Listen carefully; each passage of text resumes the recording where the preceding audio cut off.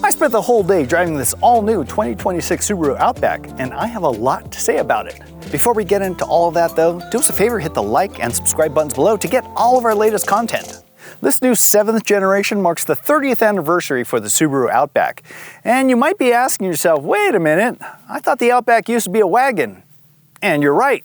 And now it's, well, more of an SUV. But oddly enough, it's about the same size as the last Outback. It's only 1.5 inches taller and 1/4 inch longer. And while the wagon had its advantages for maneuverability and fuel efficiency, it's an undeniable fact nowadays that most shoppers are looking for SUVs. And that said, it maintains a lot of its goodness. It has at least 8.7 inches of ground clearance, and if you go for the forthcoming Wilderness, you get 9.5 inches of clearance. You have a taller roof, more headroom, and more cargo as a result. Knowing that this is about the same size as the last wagon, you might be asking yourself, why does it look so much like an SUV now? It's pretty interesting when you think about it. It's just because it's more upright and squared off. It's not as tapered here through the fenders. It's just more blocky like an SUV is. Up top we have these narrow accent lights with the actual headlights just below and your obligatory fog lights underneath. The grille itself is nice and big and beefy and has kind of a more rugged appearance, which fits this vehicle perfectly. Now down the side we have these big chunky wheel liners with raw plastic that, let's say, are more affordable to replace if you damage them while you're off-roading. And they blend well with these chunky bits underneath and side skirts and right over the top and the back. Up top we have this roof rail that can hold up to 800 pounds as a static load and 100 pounds while you're driving. And this whole boxy personality is accentuated by these upright roof pillars. Now this is the premium trim, which is actually now the base model, and it comes with these 18-inch wheels with all-season tires. For the first time, you can get 19-inch wheels with the Outback, and with the Wilderness trim, you'll probably get all-terrain tires. Around back, we now have this single light bar that goes all the way across the hatch, even though the brake lights are only in this corner section. Underneath, we still have some of the echoes of the rest of the vehicle, and overall, I think this burlier, boxier Outback is going to have more appeal with more shoppers. All Outbacks come with a 2.5-liter 4-cylinder engine. The base models are good for 180 horsepower and 178 pound-feet of torque. The XT models add a turbocharger, increasing output to 260 horsepower and 277 pound-feet. All models send power to all 4 wheels via continuously variable transmission and an all-wheel drive system that can vary torque distribution between the front and rear axles. How does this all come together? Well, let's hit the road and find out.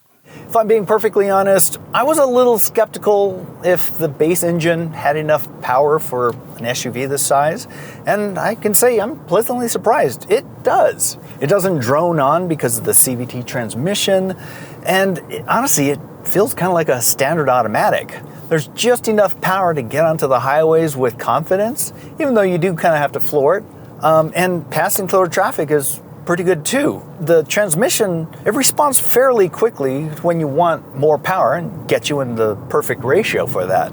On top of that, it's just pleasurable to drive. It's comfortable, the ride quality is nice and smooth. They did a lot to tame down some of the road noise and wind noise. Even though at 75 miles an hour or so on their faster highways here, we did hear a little bit of a fluttering from the mirrors here, but that's kind of to be expected for a boxy SUV like this. And it's especially impressive that it rides so well when it's so capable off-road. Handling-wise, well, it's a little more agile than your typical, let's say, compact-size SUV. Probably because it just sits a little bit lower. In a lot of ways, that was one of the big draws for the Outback wagon is, lower center of gravity. It drove more like a car, and in a lot of ways, I feel the same in here, even though I feel like I have just a slightly higher vantage point like you would with a SUV. As far as visibility goes, well, this A-pillar right here is a little thick. I feel like if they just contoured it a little more, it visually would have been a little thinner, but as it is, it's far enough away from me where I'm not having to look past it through left turns. The view out the back is pretty decent for an SUV this size. It's a big window, much bigger than you'd get in anything else. We're in the base model with the base engine, but if you step up to the top trim, you actually get the option for a hands-free highway driving system. And that could be really helpful on long road trips where constantly sawing away at the wheel can just wear you down. In this case, take your hands off the wheel, but you still have to have your eyes on the road. There's some eye sensors built into the dash here that are constantly tracking you. And even if you don't have that system activated, it'll warn you if you're not looking at the road.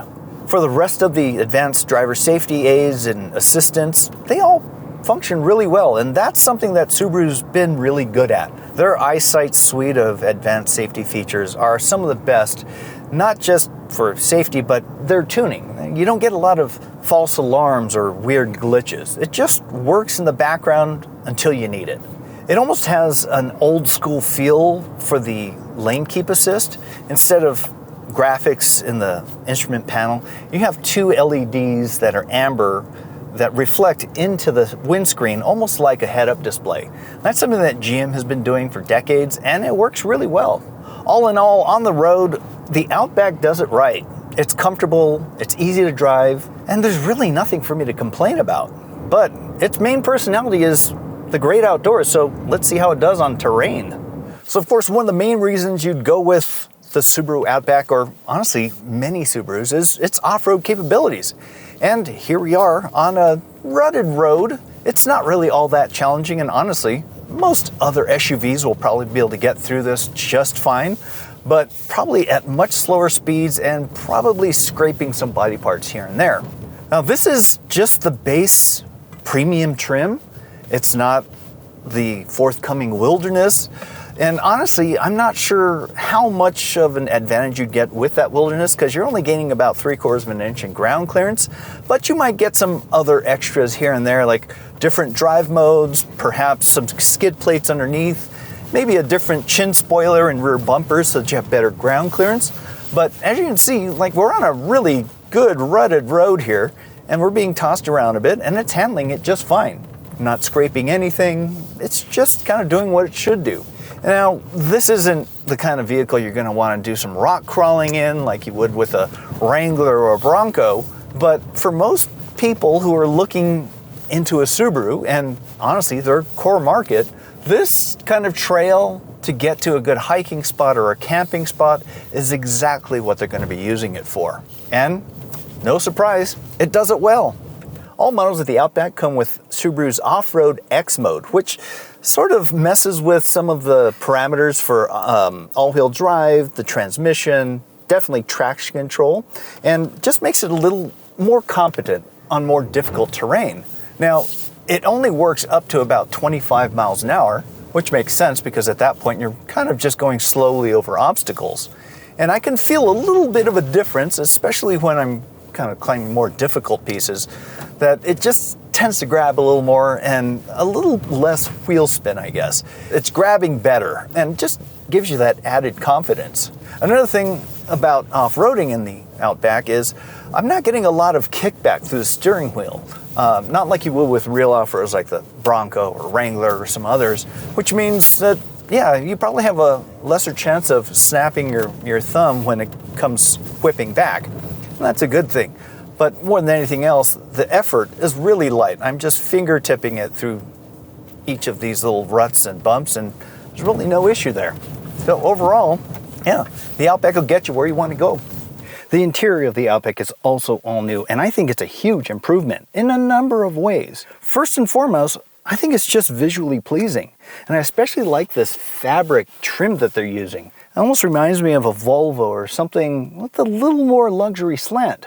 I'm glad that they got away from that vertical infotainment screen, and now we have this 12.1-inch display that's a little more in the driver's sight lines and less distracting. It's running Android Automotive software, and for the time I've been driving it, it functions really well. Wireless Apple CarPlay and Android Auto are included, as is this wireless charging pad. You also get this 12.3-inch digital instrument panel that gives you a lot of information, or as little information as you want, because it's somewhat customizable. And that's standard on all Outbacks. Another big improvement is the addition of physical climate controls. Before, they had it anchored to the bottom of the infotainment screen, which really wasn't all that convenient, especially if you're wearing gloves in the winter. When it comes to small item storage, it does pretty well. You have larger cup holders that can hold a greater variety of beverage containers, from narrow Red Bull to some of the larger takeout cups. Behind that, we have a fairly deep center armrest bin. And the door pockets can now hold those large 32-ounce Nalgene bottles. And that's smart thinking, because considering their clientele and their penchant for hiking and outdoor activities, that's a smart move. You also get heated seats, a heated steering wheel, and in the top trim, ventilated seats. And when it comes to seat comfort, it's really quite nice. They're well shaped and have a decent amount of padding. We've been driving for several hours, and at no time did I feel the need to kind of remove my wallet because I felt like it was getting in the way or causing a little discomfort. They don't breathe quite as well as natural leather or fabric, but these synthetic seats do look fairly nice though. The added height of this new Outback pays huge dividends for the rear seats. As you can tell, I have a wealth of headroom that wasn't there before. Combine that with the legroom here and the space under the seat, that means even taller passengers will easily fit back here. Materials quality is the same as the front, which is really quite nice. And here I have a fold down armrest with two small cup holders. Now these seats do recline, but only that much. But if you've flown coach anytime recently, you'll know that even a few degrees of recline make a big difference, especially on long road trips. Now, we also have two USB ports here, one USB-C and one USB-A, so you can keep your devices charged up. Behind the rear seats, you can fit up to 34.6 cubic feet of cargo. That's up 2 cubic feet from the previous generation. With the rear seats folded, you can get 80.5 cubic feet, which is up 5 cubic feet from before. That means you can fit 4 large suitcases or 4 large golf bags back there. But honestly, the more interesting thing for me is this cargo cover. It's not just a cargo cover. Not only does it function well as a cargo cover, but it can also be reconfigured as a partition or as this cargo hammock. The Outback Premium trim, which is now the base model, has a starting price just above $36,000. While the all-terrain and essentially loaded Wilderness model that's going to come out soon crests just above $50,000. The rest are pretty much on sale now and are perfect for those outdoorsy types that have defined the Outback for 30 years. As far as the competition goes, well, there aren't a whole lot that have off-road chops and are still good on the street. You have the Honda Passport as well as the Jeep Grand Cherokee. And if you're more of a hardcore off-roader, maybe the Toyota 4Runner would be a better choice. If you're more of a city-bound dweller, well, you might be better served by the Volkswagen Atlas Cross Sport, Chevy Blazer, or Mazda CX-70. Altogether, the Outback is really good on-road and has some decent off-road chops. So if you're one of those outward-bound adventurous types, I can't see a reason why you wouldn't go with an Outback. But what would you pick? Let us know in the comments below. As always, thanks for watching, and don't forget to hit those like and subscribe buttons below, and we'll see you in the next video.